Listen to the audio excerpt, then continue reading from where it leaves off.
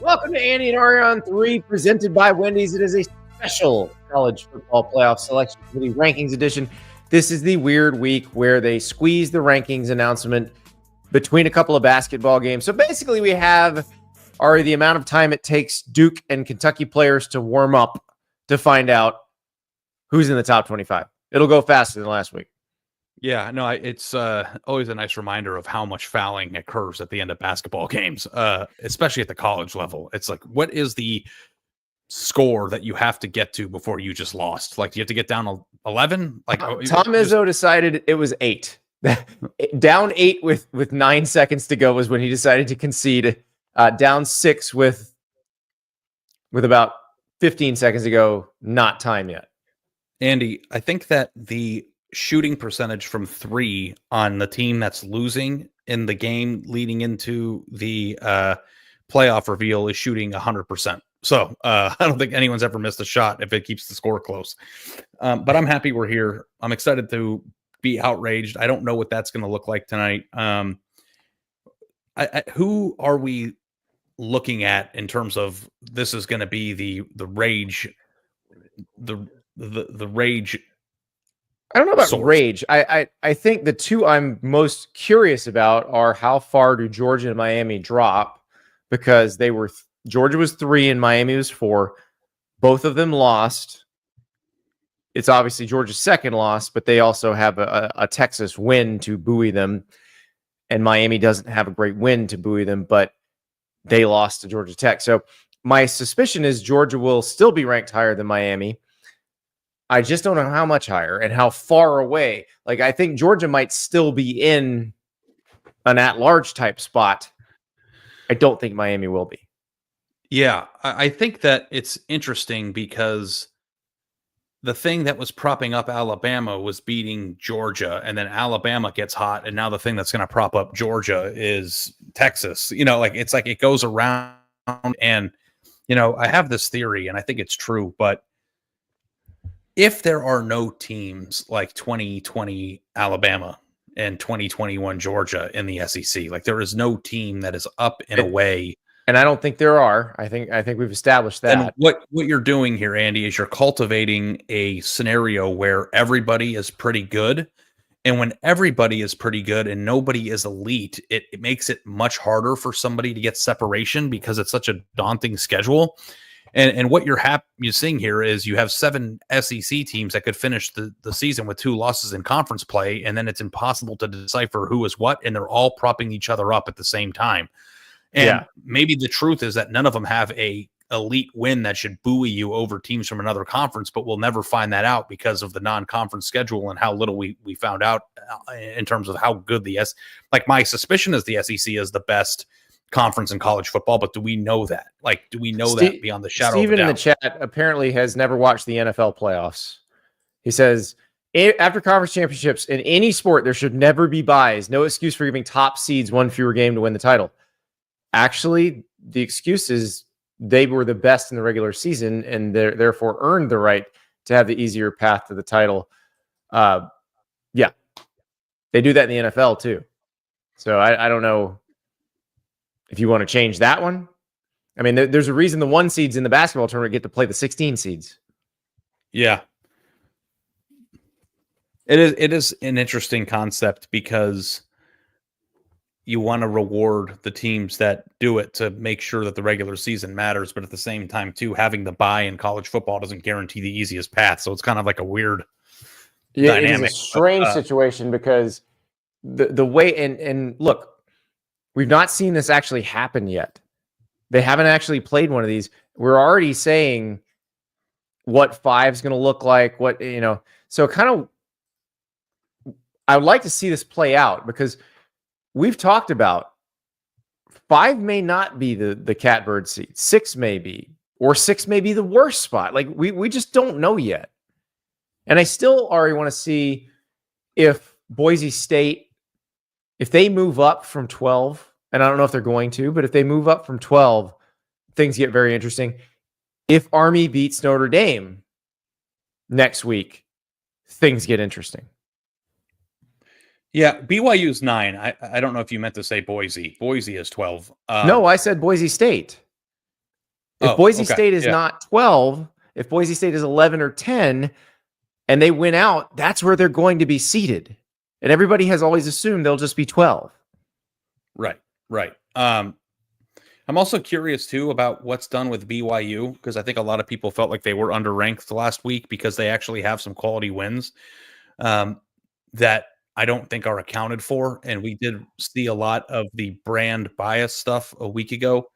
And I think Joel Klatt had this, and we were going to talk about it on the show. We didn't get around to doing it yet, but he compared Indiana's resume to Georgia's resume a year ago, and they're almost identical. And Georgia checked in at number 2 because being a big time team that we expect to be good is confirmation bias, regardless of the schedule that you play. And smaller teams or less big brand teams who do the same exact thing don't get that same benefit of the doubt. So I'm interested to see what they do with BYU and Indiana after another week of wins, and both of those wins were ugly. So that is kind of an interesting thing.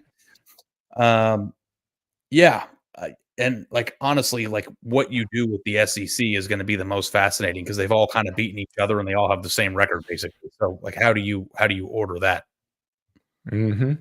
Well, and the SEC bias thing, because people like your guy Doug Maurice are going to say, well, there's nothing that says the SEC is actually good. You're just saying these teams are good because they've beaten other SEC teams, which doesn't necessarily prove anything. Now, I think you can watch the games and look at the athletes on the field and go, yeah, those are pretty good teams. But they didn't have any great non-conference wins. Yeah, Georgia Clemson is the best non-conference win the SEC had. Yeah, with the SEC, Andy, in the past, they had unquestionably better rosters.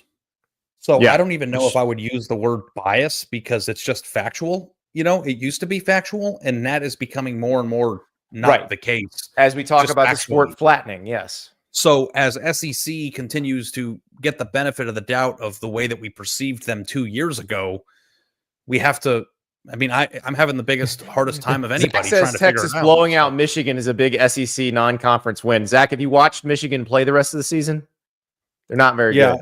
And then you also have a team in A&M who lost at home in the opener to Notre Dame, which is a team that people like to, pile on. So, I'm not saying they're not the best. They lost to the team that lost to Northern Illinois the next week. The thing, Andy, is that I'll let it slide this year. But if we're still doing the SEC is the best without the results in 5 years, then I think we have to catch up to that. Yeah, I mean, but the thing is, if there's 4 years of the SEC teams just kick the crap out of everybody in the playoff, sure. But if I think you're right. Don't you feel like they have to re-earn it though? You should. It should be based on what you do this season. And now, if they do this SEC Big Ten challenge that they're talking about doing, where they're playing, trying to match up good on good between the SEC and the Big Ten every year, that would be awesome because it would give us a little basis for comparison. Okay, we got rankings. Tulane 25, Army is 24. Army 24, I wouldn't worry about where they are now. They will either beat Notre Dame or not. I don't know that they will beat Notre Dame. We saw Navy against Notre Dame. It's going to be very hard for Service Academy to beat Notre Dame. LSU checking in one spot ahead of Mizzou, 22 and 23, and South Carolina checking in at 21. Might be which helps the SEC's arguments. Yes, right. LSU's win over Ole Miss, obviously propping them up, and South Carolina is just I was talking to Mitch Light, my old editor, who's a Vanderbilt guy, and he said of all the teams that Vandy has played this year, if you took the helmet off, he felt that South Carolina was the best team they played this year. Which I'm not. And they just played Texas. Yeah. He's the chief person of identifying that, but I thought it was an interesting comment he made. Clemson's number 20 at 7-2. Well, and here's the thing. Somebody asked in the chat, Josh asked in the chat, should Missouri be ranked? Missouri and South Carolina play this weekend. One of them's not going to be ranked after this. Yeah. So don't worry about that. And Louisville now jumps into the top 20, which props up some resumes in the ACC. And you could see the Cardinals keep moving up too. That's they're the interesting one, because if they settle at 16 or 15, that affects Notre Dame, that affects Miami, that affects SMU. I've been doing the list, Andy, of teams still technically alive to make the playoff, and I've had Washington State there. They're moved up 3 spots to 18. I don't know if they're actually alive, if there's a way they could be an at-large or not. If they keep winning, that's interesting. And then Colorado jumped up to 17 here, Andy. Yeah. And Colorado's in control of its own destiny. Like, Colorado's not going to be an at-large. If they win the Big 12, they're in. They have to keep winning, and they'll play for the Big 12 title. Mm-hmm. So they're in good shape. Yeah, the outrage usually comes with teams that don't control their own destiny. And it's like, you can get outraged about Indiana, but they're not going to control their own destiny if they lose to Ohio State. Colorado has everything ahead of it. Kansas State, number 16. Because they beat Colorado. They had to put them 1 spot ahead. Yeah, and they have the same record. So that the Farmageddon game for Kansas State will be interesting. But I would think even at 7, let's say Kansas State loses, one of the next 3, and it's Farmageddon. I think they're still a top 25 team. But yep. Texas A&M at 15, down 1. Now they didn't play, but they lose to South Carolina the week before. I think that's Ole Miss jumping in to the top 15, though. I think you're right, because Ole Miss was 16 last week. And Texas A&M is in control of everything in front of it, because Texas A&M plays Texas, and each one only has 1 SEC loss. Mm-hmm. SMU is the second team out, which means they are 14, right? That would be how I did correct. That? This was a good at math podcast. Also, there's a number 14 next to them on the TV. I'm watching on my iPad, and I just got some ointment. Okay, gotcha. I got some ointment from my daughter's. So they've got Boise State at 13 this week. So that moving Ole Miss up dropped Boise State down. So Boise State would still be in the bracket. But remember, I was talking about maybe they moved up from 12. They actually moved down 1. First team out, Georgia. Okay. That's what I said in bracketology. I'm surprised they went there. Me and you, we were on it. Yeah. Look at us. Who would have thought? Not me. I'm surprised they went there. I really am. I didn't think that was going to happen. Yeah. This will be interesting to hear War Manual talk Georgia. Yeah. And like everybody in the SEC with 2 or few losses, like, they could jump back up to 7 next week if they beat Tennessee. All they have to do is beat Tennessee. Yeah. They beat Tennessee. They're safely in. They're feeling good. Now, I will say good about us nailing that, though. Ari, are we worried about Georgia against Georgia Tech? Or not yet?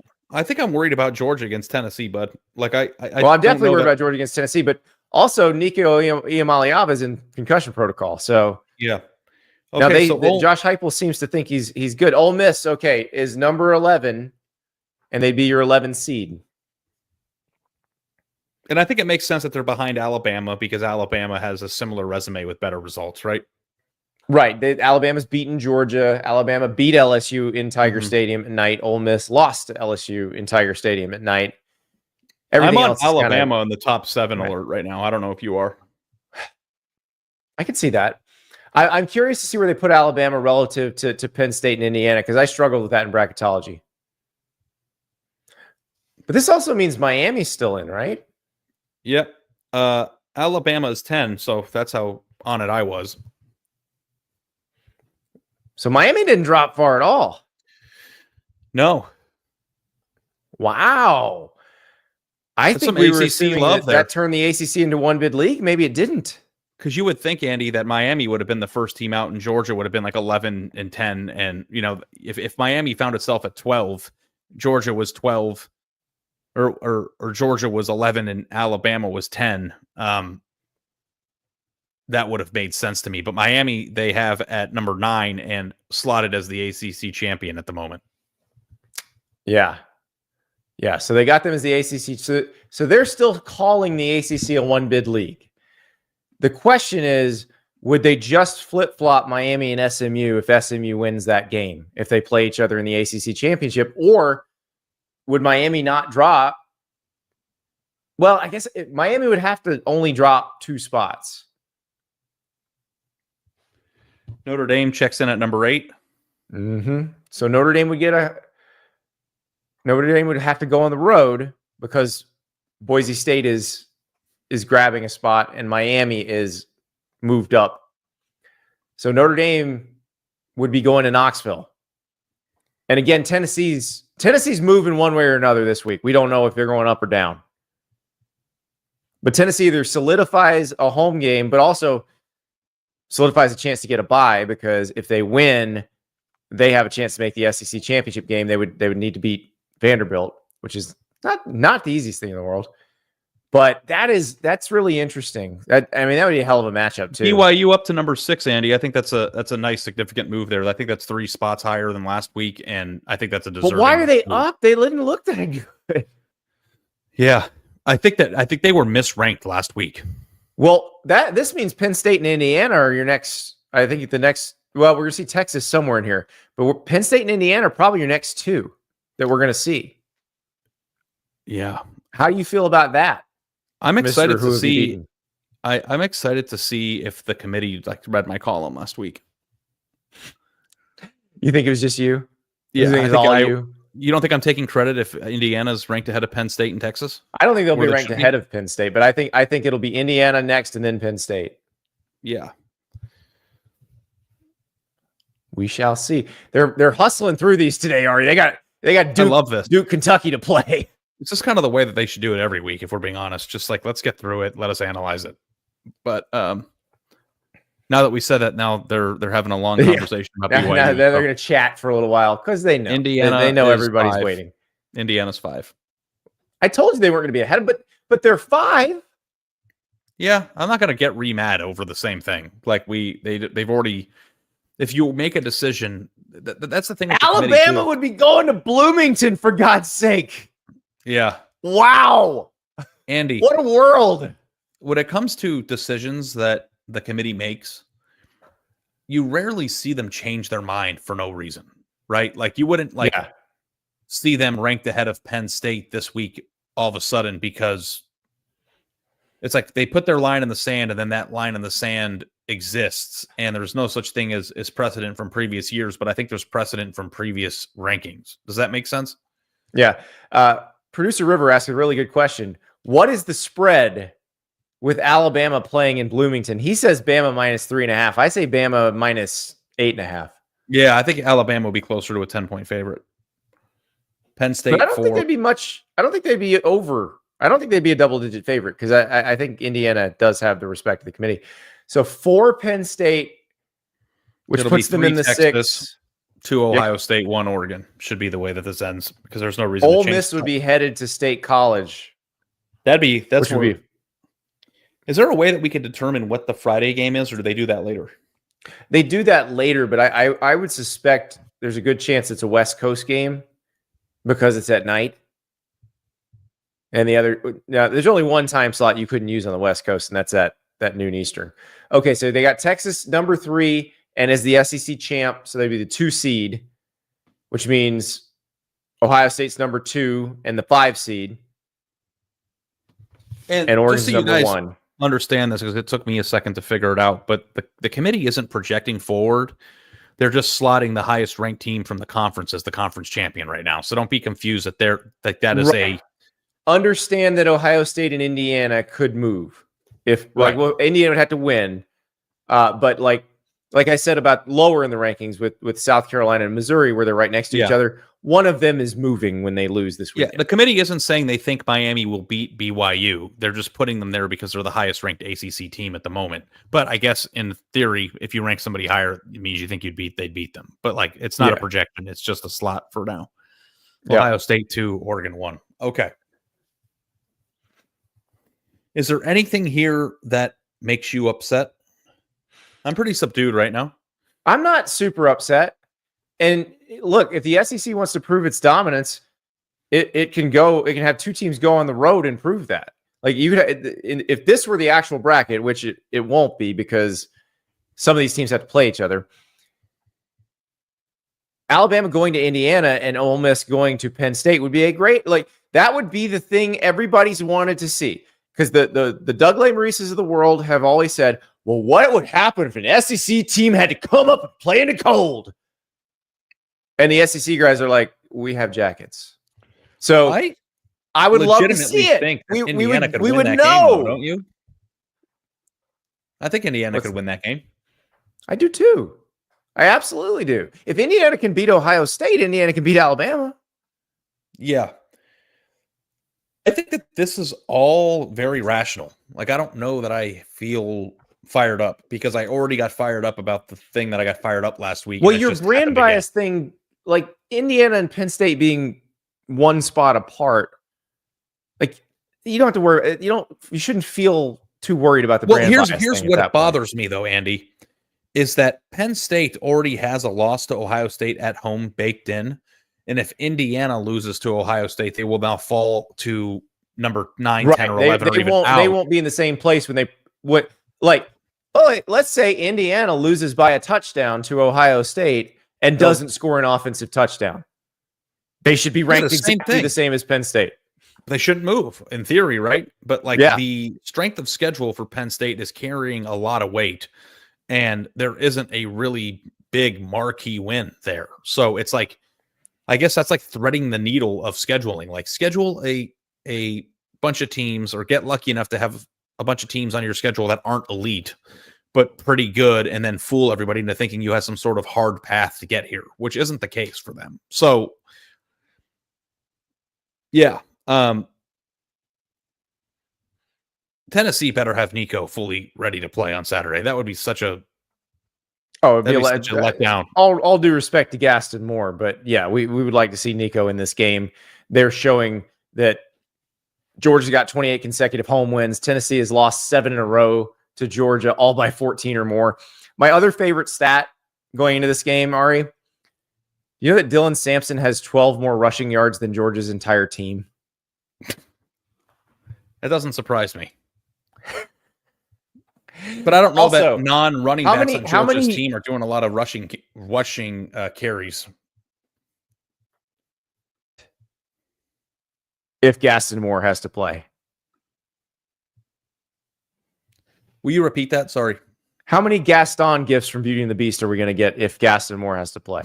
Oh man, you got a 3-year-old daughter, dude. You're gonna be all up in Beauty and the Beast. We haven't gotten into that yet. She's into the new animation. We haven't done the classics yet. Like, I think the only one we've watched is Lion King, and she's not interested. She's into like Moana and the she's the Pixar movies.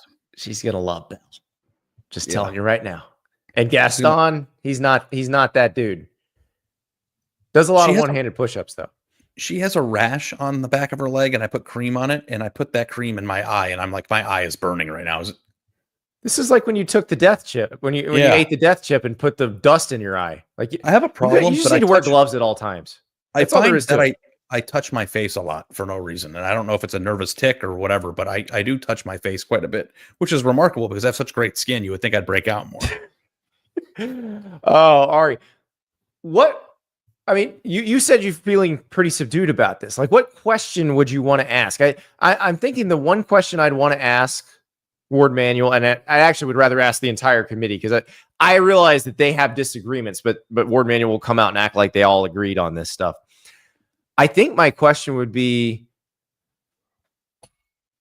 what made you think Miami didn't need to drop farther? And what made you think Georgia needed to drop as far as they did? Because I don't necessarily have a problem with them dropping Georgia the way they did, but I kind of think they probably needed to drop Miami in a similar fashion. That's a good question. I have another one, and I don't want people to feel like I'm picking on Penn State. So let's use Texas. In the lower portion of the poll, you have teams that have a more impressive resume ranked with an extra loss ranked ahead of teams with fewer losses, right? Like in the SEC, you have South Carolina, who's a 3-loss team, ranked ahead of Mizzou, for instance. So obviously the losses aren't the only thing that you take into account. But my question is, SMU is a 2-loss team, and they have 1 fewer loss than both Texas and Penn State. But SMU also has more quality wins.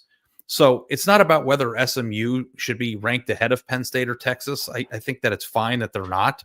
but why is SMU 11 spots behind them? And it's like the strength of schedule thing is important, and I get it. The ACC isn't as deep as the Big Ten and the SEC. A better question: why is SMU below Miami? They play in the same conference. Yeah, SMU lost. SMU's loss is to a better team. They've both beaten the same good team that's kind of buoying them. That's Louisville. The Duke game for SMU it looks good. Miami's beaten Duke as well. But yeah, I don't like what's the difference between Miami and SMU at this point? So my assumption is that SMU strength of schedule metric is probably pretty low. Right. So they're not rewarding them for anything. How is Florida holding up Miami that much? Yeah.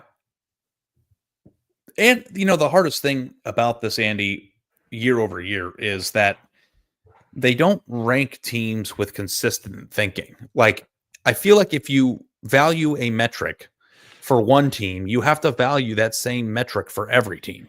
Yeah. And they don't hold everybody in the same regard when it comes to those things that they value. And that's what makes it inconsistent and difficult. Jefferson in the chat says SMU has more quality wins than Texas. Are you effing high? Can we see Texas's schedule? Jefferson, feel free to chime in the chat. I would like you to tell me what Texas's best win is here. It's Vanderbilt. Where's Texas's ranked win? Oh, it doesn't exist. So SMU has a win over the 19 team, so that's more, right? One's more than 0. One is more than 0. That is correct. Yeah. So it's a bad at math show, but I wasn't sure. But this is the thing. Like, he's just assuming that Texas has a quality win because Texas plays in the SEC and all these other SEC schools have quality wins. But Texas, because of the quirks of the schedule, they haven't played anybody that good except Georgia, and they lost to them. Yeah. And again, we came into the season believing that Texas was going to be a national championship contender, and they haven't done anything yet, maybe outside of losing to Georgia by 1 million or what felt like 1 million, to change that. So there's still preseason baked in notions about Texas that exist for them that do not exist for other teams. And they're not even going to get credit for Arkansas if they win there, just because Arkansas has gotten shelled by LSU and Ole Miss now. You know what would be electric is if Texas and SMU played in the playoff. Oh my God, that would be amazing. Or A&M and SMU, either one. A&M and SMU, if they play in the playoff, they both need to have a different colored Trans Am on their side of the field. Can we make that happen? Is that possible? Yeah. The SMU disrespect. SMU is the most underranked team here. Right. SMU and Miami are the same.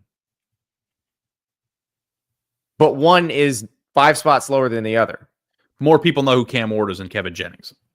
That's your answer. Correct. Yeah. Correct. And so, I'm not convinced that Miami would beat SMU. I think they would, but I think they could definitely lose. The good thing about that one is we're probably going to get to see it. So that takes care of itself. The Texas A&M thing is going to be amazing, as long as A&M doesn't spit the bid against Auburn or Texas doesn't lose to Arkansas. Or Kentucky, I guess. Yeah. I asked you this before. We didn't have time to get to it because the teams were coming out. Do you think Washington State has any path to the field as an at-large? Nope. No. Because of who their losses to and how they lost it. They're going to be behind Boise State. No, but I'm saying, do you think it's possible that both get in? Is there any road to that? Absolutely not. Yeah.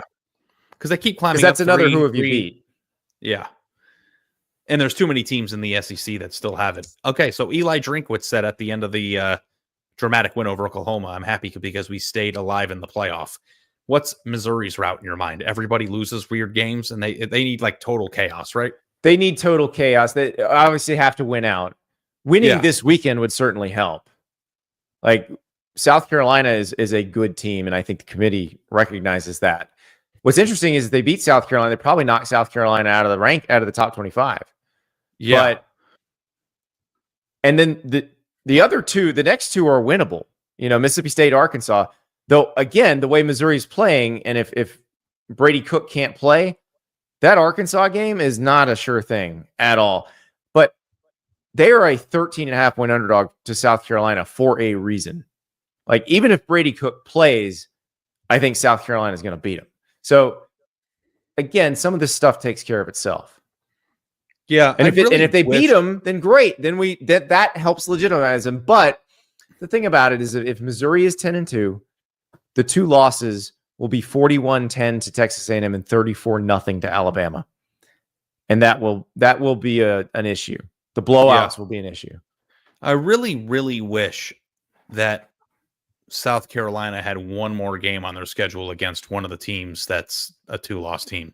I want to see South Carolina, Texas. Like I think South Carolina, Texas would be such a fun game, period. Just the matchup itself. I wish these, you know what I wish, Ari? That these leagues would leave one spot open at the end of the season before the championship games. Wild card. And just match teams up that everybody wants to see. Have like a bracket buster situation. Because South Carolina, they wouldn't match up South Carolina and Texas probably, but that would be so much fun. Yeah. I want to play the game. River, can you put the graphic up of the college football playoff rankings?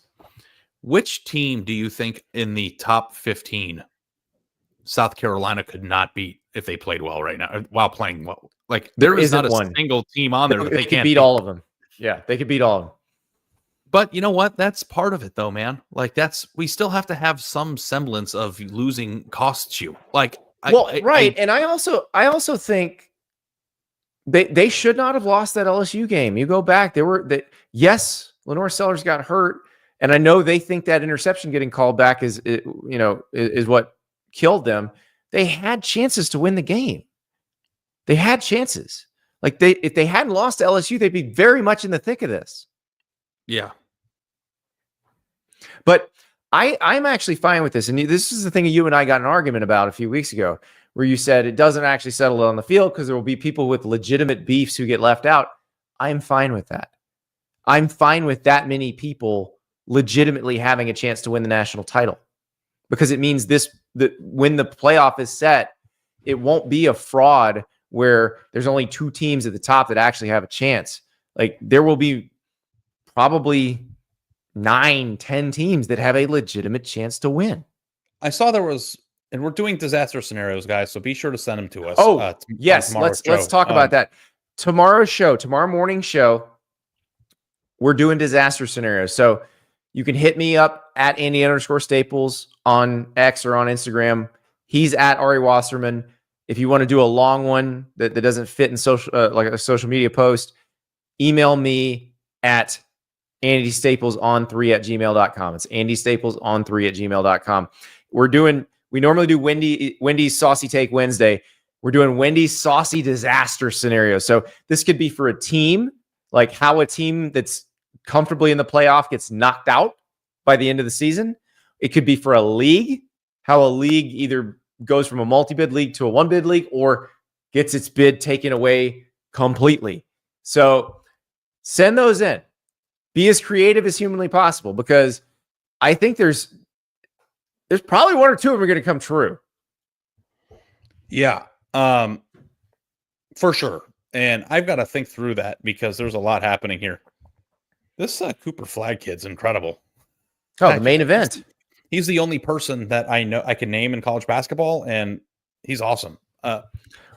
Yeah, the disaster scenarios episode will be fun. I want to see them. I want to hear what you guys have to say, and we'll let you carry the weight. If you have a bunch of them that are really good, we'll just read yours off. So, like, yeah, I don't really know if we're going to be reinventing the wheel here, but I think that we are going to have a lot to choose from. So, and who doesn't love a good disaster scenario? Yeah.